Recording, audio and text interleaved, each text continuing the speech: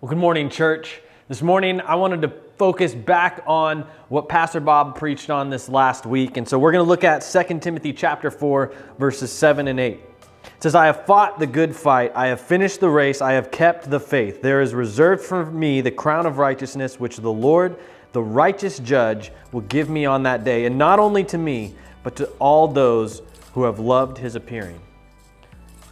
And I know that's one of those sayings that we all hope that we can say at the end of our lives. It's kind of like that day when we get to heaven and we want to hear the Lord say, well done, my good and faithful servant. Now, in the meantime, when it says to fight the good fight, what does that look like for us?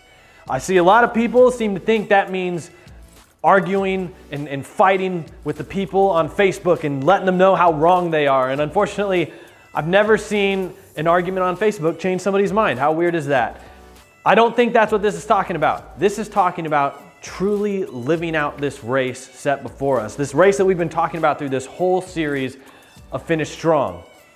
And Pastor Bob called out what that race actually is, the race of becoming more like Jesus through our lives. That's what the race that we've set before us, and that's the race it's talking about. Fighting the good fight, living out our faith as best we can, by loving those around us, by loving them in a way that they might come to know that that's God's love through us, that they could come to know the same love we've been shown, that what Jesus did on the cross matters and it can impact every part of our lives. That's what fighting the good fight is. It's loving those around us, whether they agree with us on things or not. And man, does our world need that right now. It is so divided, people on different planets, it seems like. And God's called us to love everyone, regardless of where they stand on political issues or just how we can get along with them. We're called to love and show them how important the gospel is.